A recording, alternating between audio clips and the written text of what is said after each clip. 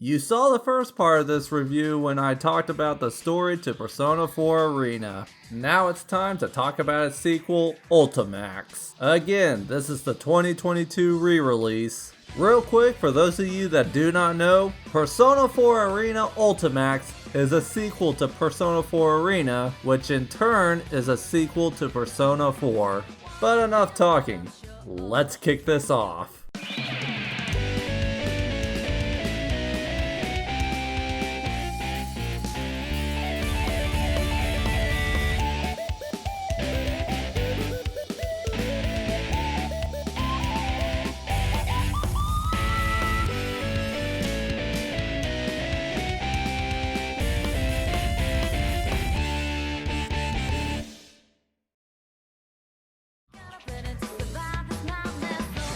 The first Persona 4 Arena left itself open for a sequel. While I was not a fan of having to play through its story like 10 times, Ultimax fixes this by having you go through the story 3 times. Rather than playing through Yu's scenario and then again with Yosuke's scenario, then again with Mitsuru, and then over and over again with the rest of the cast. Ultimax just has a scenario from the perspective of the Persona 4 cast, a scenario from the perspective of the Persona 3 cast, and from the perspective of Adachi. The episodes are still interwoven again, just like in the last game. They are a little longer too, except for Adachi, as his story is just an hour. Now for the story itself. The story takes place right after the events of the first Arena game. The Persona 4 crowd, Yu, Yosuke, Chie, Yukiko, Kanji, and Teddy are all hanging out at Junes.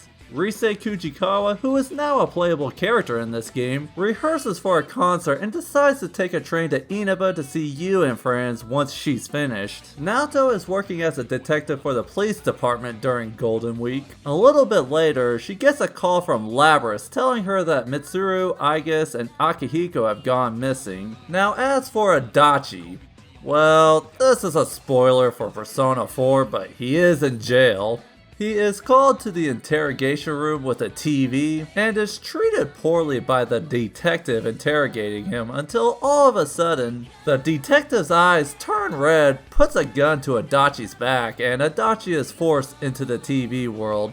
We'll pick up on this here in a bit. Now for the Persona 3 characters.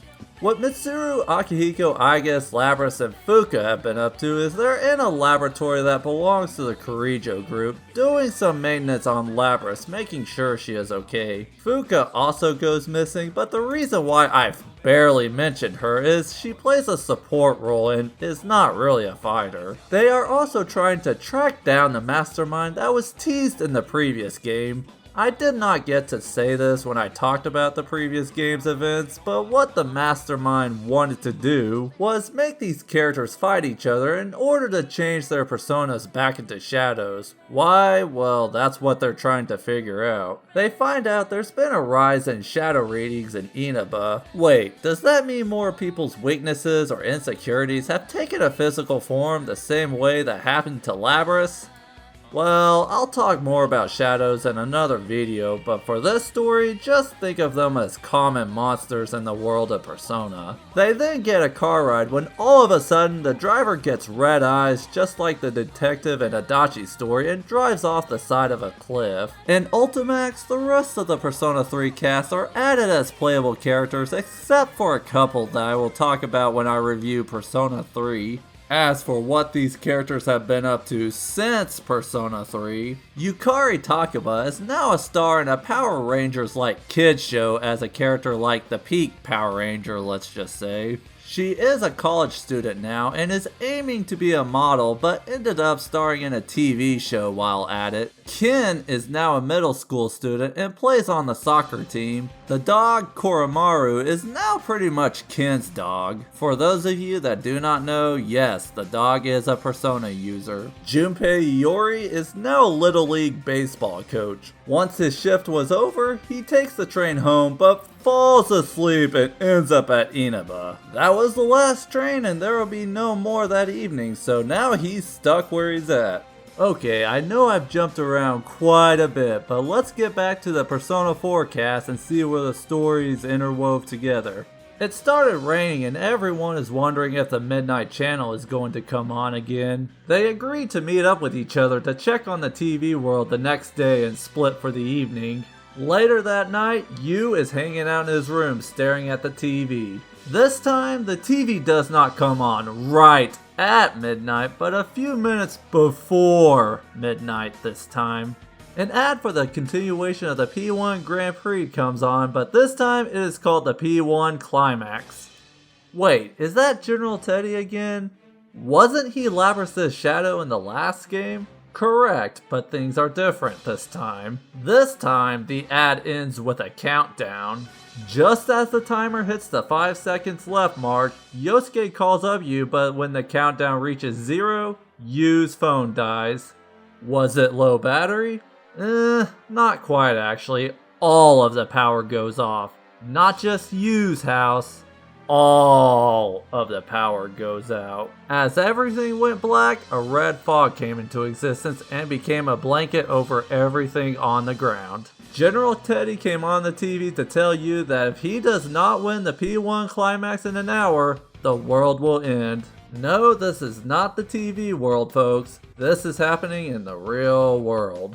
Yu then sees on the TV that Mitsuru, Igus, Akihiko, and Fuka are all crucified on crosses. Our hero then checks his house to see if his uncle and cousin are around, but in fact, they are nowhere to be seen. As a matter of fact, the only people that are around are Persona users and those who are part of the P1 Climax. And all the characters I talked about, this all happens right where they are at. There is no electricity or electronics that work, so they cannot use their cell phones to call each other. The tournament thus begins, only this time they are not fighting against each other, but shadow clones of their friends, so the fights are not as personal this time. Of course, the same rules still apply. There's no going anywhere unless you win the fight. This time though, the victor would feel like his energy is drained from the fight. The shadow does dissolve, but then shiny gold fragments come out.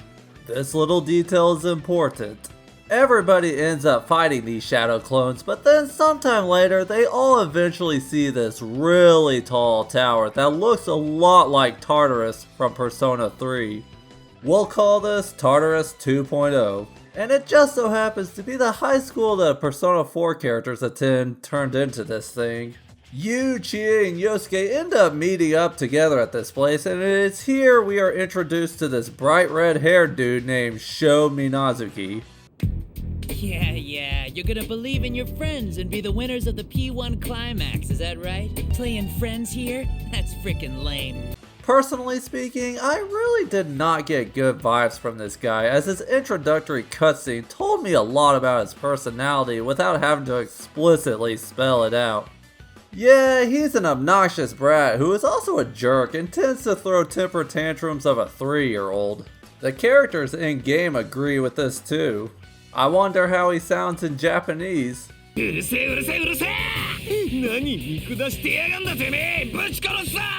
Good grief, come on, you brat. So who is SHO Minazuki? Well, for one, you find out seconds later that he's able to manipulate people as indicated by his eyes that are glowing red at this moment right here. Our three heroes froze in place for a bit when this happened.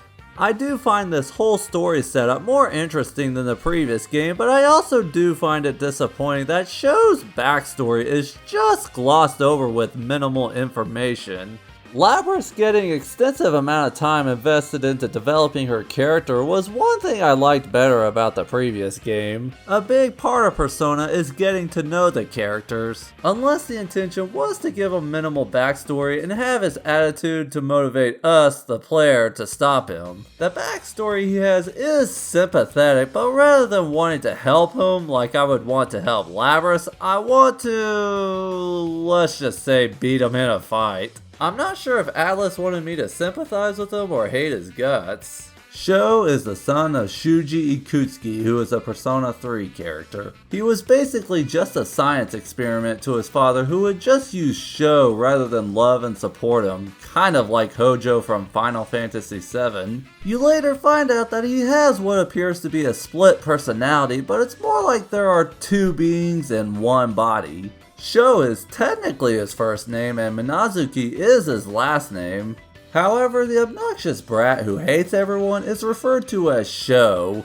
The one who is calm, collected, and looks like he is talking about himself as if talking about a different person entirely is referred to as Minazuki. Minazuki came about when a plume of dust was implanted into SHO. Labris has a plume of dust herself. What it is basically a personality module made for robots like Labris. SHO is human, of course. Ikutsuki wanted SHO to develop a persona, but instead Minazuki got one.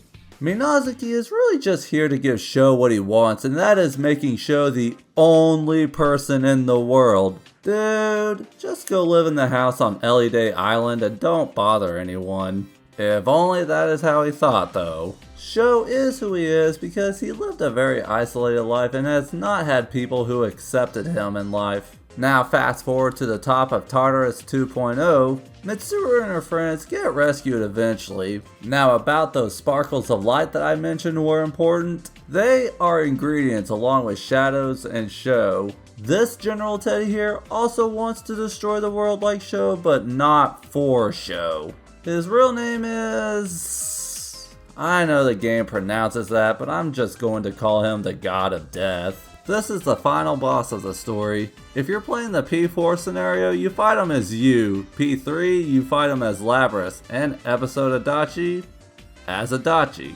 No, I did not forget about Adachi, but basically he just got dragged into this just to have his persona fragments be acquired.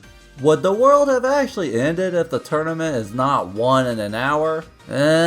I do not think it would have happened without this God of Death being summoned.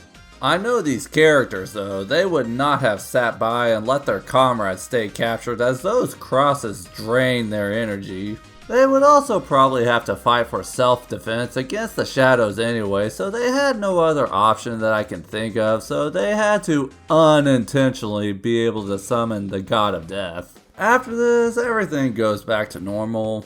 The Persona 4 crowd go back to their everyday life, and now that Golden Week is pretty much over, Yu takes the train back home. The Persona 3 characters go back to their everyday life as well. Only Akihiko starts pursuing his career as a police officer. Yukari and Aigas visit the place Labris did her battles against her sisters. I had to admit, this made me a little emotional because one, Snowy the dog is still around. Also, what was once an ugly part of Labris's past is now a greenhouse and housed Labris's friend's grave from the previous game. Do you remember me mentioning in my review of the previous game story that Labris wanted to meet a girl? She does by visiting her grave. Even though you really do not get to know who this person was very well, it was still a little emotional that Labris visited her grave, and well, with the research done on the girl's disease, an unnamed boy is still able to live because of the research done. Sometimes you never know what kind of difference you make in someone else's life. There is also a true ending where SHO and Yu fight one last time, as apparently that's how SHO bonds with people, by fighting them. SHO has been observing Yu Narukami for some time and he vows to kill him one day. You just had to get someone who had nothing to do with your issue involved, didn't you, SHO? After this, SHO really just disappears. That's what he does no matter what ending you get. Also Yu, I know you're a nice guy and you want to help people, but I think you better get help from your friends about neutralizing SHO's future threat. Also, there's not really a whole lot to the true ending. After SHO disappears, it's really just the Persona 3 and 4 crowds hanging out at Junes. That's about it, really. Thank you all for watching, but we are not quite done with this game yet. There is one more video to do, and that is about the gameplay. I hope you guys enjoyed. Thank you all for watching, and be sure to like, subscribe, share with your friends, check out my social media. With that being said, take care.